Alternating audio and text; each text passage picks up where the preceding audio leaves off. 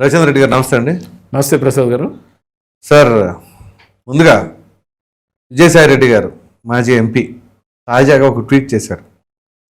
అబ్బా, ఆ ట్వీటు ఏంటి, క్వార్టరీ ఉందంటారు, మరి ఎవరిని ఉద్దేశించి అన్నారు, ఏమిటి దాని సారాంశం? మీరు చూసారా ట్వీట్? అది చూశాను, దాని గురించి కొన్ని మాట్లాడడం కూడా జరిగింది. Okay, right. మరి ఇప్పుడు మీ అభిప్రాయం ఏంటండి విజయసాయి రెడ్డి గారి ట్వీట్ పైన?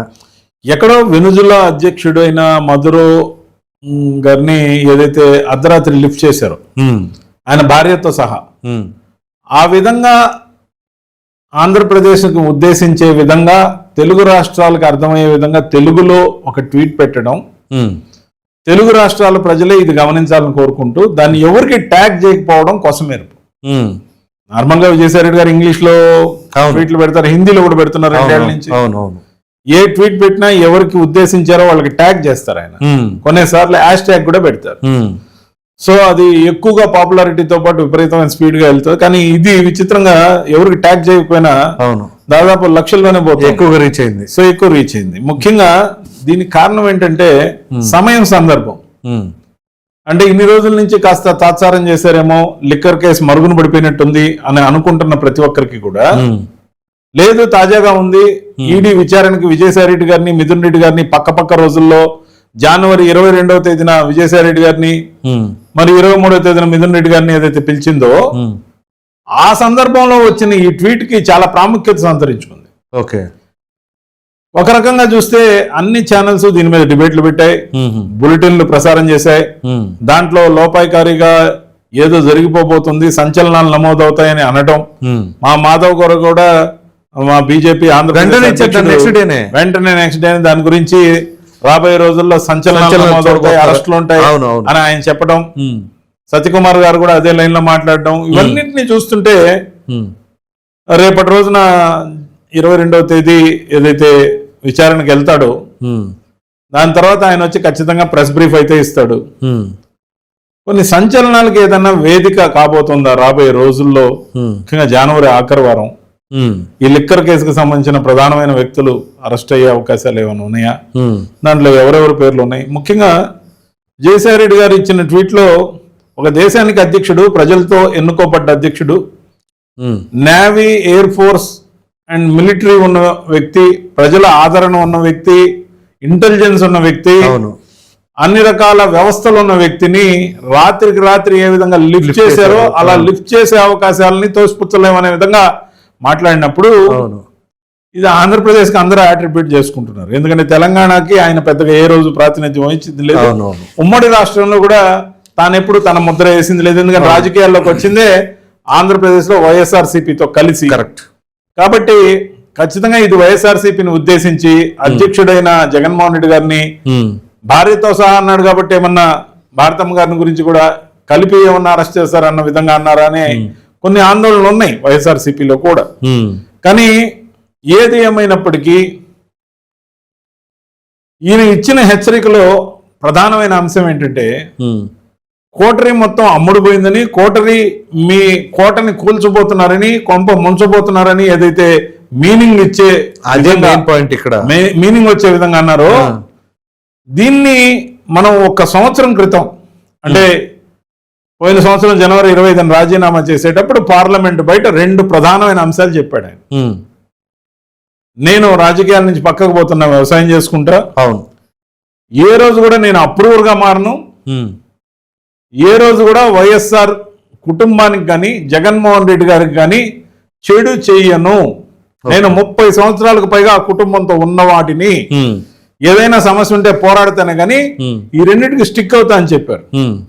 రేపు విచారణ వస్తుంది అన్నప్పుడు ఈ ట్వీట్ ఇవ్వడానికి ప్రధానమైన కారణం ఎందుకై ఉంటుందంటే, నాకున్న అవగాహన మేరకు అయ్యా నేను లోపలికి పోయి ఏదైనా, అంటే ముఖ్యంగా విచారణకు పోయి ఈసారి ఏదైనా చెప్పిన తర్వాత అరెస్టులు జరిగే అవకాశం ఉన్నట్టు అనిపిస్తుందని అనుకున్నాడేమో. అలా అరెస్టులు అంటూ జరిగితే దానికి కారణం నేను లోపల పోయి ఏం చెప్పానో బయట వాళ్ళు ఎటు చెప్పరు. బయట విజయసాయి రెడ్డి గారు వచ్చి చెప్పేలోగా ఈ 2-3 రోజులు ఆయన్ని విచారణకు పిలుస్తున్నారు, ఏదో జరిగిపోబోతుందని అనుకుంటారు. కాబట్టి అక్కడ ఉన్న కోటరీని నమ్మకంగా జగన్మోహన్ రెడ్డి గారి దగ్గరికి వెళ్ళి అన్న ఆయన అప్రూవర్ గా మారిపోతున్నాడు, మిమ్మల్ని ఇరికించేసి మిమ్మల్ని జైల్లోకి వెళ్ళిపోయేలా చేస్తున్నాడు అని ప్రచారం చేస్తారని, వాళ్ళందరూ అసలు దొంగలు వాళ్లేనని, వాళ్ళు మీకు కోవట్లని, మీ దగ్గర ఉంటూ వేరే వాళ్ళ కోసం పనిచేస్తున్నారు, మిమ్మల్ని అమ్మేస్తున్నారు, మిమ్మల్ని ముంచైపోతున్నారు అని చెప్పే హెచ్చరికగా దీన్ని చూడాలని ఆయన ఉద్దేశంగా నాకైతే అనిపించింది. ఎందుకంటే లోతుగా అందరితో పరిచయాలు ఉన్న వ్యక్తిని, అక్కడ వైఎస్ఆర్సీపీలో కానీ ఈ రోజు విచారణకు వెళ్తున్న మిథున్ రెడ్డి గారు, విజయసాయి రెడ్డి గారు కానీ ప్రతి ఒక్కరితో నాకు వ్యక్తిగతంగా పరిచయం ఉంది. సో ఆ కోణంలో అన్ని ఆలోచించినప్పుడు ముందు జాగ్రత్తగా వాళ్ళని హెచ్చరిస్తూనే తాను కారణం కాబోనని, తాను అప్రూవర్గా మారబోవడం లేదని, తద్వారా తాను విచారణకు పిలిస్తే చెప్పే అంశాలతో మీకు అరెస్టు దాకా వస్తే దానికి తాను కారణం కాదని మీ చుట్టూ నమ్మకం నటిస్తూ నక్క వినయాలు పోతున్న మీ కోటరీయే అసలు దొంగలని, ఏదైతే సకలంను ఒక డర్టీ డజన్ ని ఉద్దేశించి నేను గతంలో చాలా కామెంట్లు చేసిన వాళ్ళనే టార్గెట్ చేసినట్టు కనపడతా ఉంది. కాబట్టి ఆ కోణంలో రేపు విచారణ అయిన తర్వాత ఏదైనా అరెస్టులు జరిగితే దానికి తాను కారణం కాబోనని చెప్పే ప్రయత్నంగా ఆ ట్వీట్ ని నేనైతే చూస్తున్నాను. అయితే ఇప్పుడు దాని తర్వాత మిథున్ రెడ్డి గారిది కూడా 23వ తేదీన ఉంది. సో ఇప్పుడు విజయసాయి రెడ్డి గారు ఏదైతే 22న విచారణకు హాజరవుతున్న సమయంలో మరి ఆయన చెప్పే విషయాలకి, ఇటు మిథున్ రెడ్డిని ప్రశ్నించినప్పుడు ఇటు నుంచి వచ్చే విషయాలకి కామన్ గా ఏమైనా ఉండే అవకాశాలు ఉన్నాయంటారా? అంటే క్రాస్ చెక్ చేస్తారని నేను అనుకుంటున్నాను. ఎందుకంటే విజయసాయి రెడ్డి గారు ముందు రోజు విచారణకు వెళ్ళడం, సబ్సిక్వెంట్ డే నెక్స్ట్ డేనే 23వ తేదీన మిథున్ రెడ్డి గారిని, ఇప్పుడు రెగ్యులర్ బెయిల్ మీద ఉన్నారు లిక్కర్ కేసులో మిథున్ రెడ్డి గారు. సో ఆ సమయంలో విజయసాయి రెడ్డి గారు చెప్పిన అంశాలని మిథున్ రెడ్డి గారితో క్రాస్ చెక్ చేసి మరింత లోతుగా ప్రశ్నిస్తారని నాకు అనిపిస్తా. సో ఖచ్చితంగా కూడా ఏదైనా కూడా తప్పు జరిగినా, అవినీతి జరిగినా లాజికల్ గా ఒక కంక్లూజన్ గా తేవాల్సిన బాధ్యత విచారణ సంస్థల మీద ఉంది. దాంట్లో భాగంగా కోట్లాది రూపాయల చేతులు మారే, విదేశాల్లో డబ్బులు పెట్టారు అని అన్నప్పుడు సిట్ ఇచ్చిన ప్రాథమిక నివేదికలను బట్టి ఈడీ ఖచ్చితంగా కూడా ఎంటర్ అవుద్దని తెలుసు. ప్రాథమికంగా కూడా కొంత ఎంటర్ అయ్యి ఉంది. ఇప్పుడు డైరెక్ట్ గా విచారణలకు పిలిచే దశకు వచ్చింది. కేసు వేగవంతం అవుతామని అందరూ అనుకుంటున్నారు. ఇప్పుడు కోటరీకి సంబంధించి ఆయన చేసిన కామెంట్ చాలా స్ట్రాంగ్ ఎలిగేషన్ అది. అంటే అఫ్ కోర్స్ ఆయన క్లోజ్గా మానిటరింగ్ చేసుకునేవాళ్ళు కాబట్టి అక్కడ ఉండగానే విజయసాయి రెడ్డి గారికి స్కోప్ లేకుండా ప్రక్కకు దోసేసి మరీ ఆగిపోయి చేశారు కాబట్టి ఆ ద్వేషంతో ఏమైనా పెట్టారని అనుకోవచ్చు. ద్వేషం ఎందుకు, వాస్తవం చెప్తే ద్వేషం. ఇప్పుడు నేనున్నాను, కోటరీని విభేదించి వచ్చాను బయట, జగన్మోహన్ రెడ్డి గారిని కాదే. అవును, ఏ కోటరీని అయితే నేను విభేదించానో సేమ్ కోటరీనే విజయసాయి రెడ్డి గారు కూడా విభేదించారు.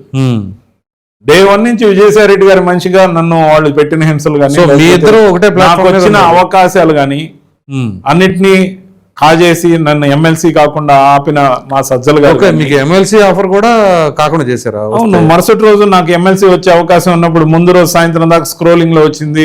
ముఖ్యంగా ఆ రోజుల్లో జగన్మోహన్ రెడ్డి గారు ఒక పాలసీ తీసుకున్నారు. ఏదైతే కమ్యూనిటీ, ఏ సామాజిక వర్గానికి సంబంధించిన సీటు ఖాళీ అయితే అదే సామాజిక వర్గానికి ఇవ్వాలని ఒక నిర్ణయం తీసుకుని అదే ప్రకంగా అమలు చేస్తూ వచ్చారు. మాకు లక్కీగా ఆ టైంలో వాకాటి నారాయణ రెడ్డి గారిది ఖాళీ కావడం, దాన్ని అదే సామాజిక వర్గానికి సంబంధించిన నాకు ఎవరికి స్పోక్స్ పర్సన్ ఇవ్వలేదు అప్పటి వరకు. నేను ఫ్రంట్ రన్నర్ గా ఉండడం, దాంతోపాటు నాకు అష్యూర్ చేసి ఉండడం, దానికన్నా ముందు 50 సంవత్సరాల నుంచి మా నియోజకవర్గం ఎస్సీ నియోజకవర్గంగా ఉండడం, అప్పటికే ఒక ఎస్సీ ఎమ్మెల్సీగా బల్లి దుర్గాప్రసాదరావు గారి తనయుడు బల్లి కళ్యాణ్ చక్రవర్తికి ఇచ్చి ఉండడం, ఆల్రెడీ ఎస్ఎఫ్సి చైర్మన్ గా మేరుగ మురళికి ఇచ్చి ఉండడం, నేను చైర్మన్ గా ఉన్నప్పటికీ తాను కూడా చైర్మన్ గా ఉన్నారు, తానుకి ఎమ్మెల్యే టికెట్ కూడా ఇచ్చే ప్రపోజల్లో ఉన్నారు.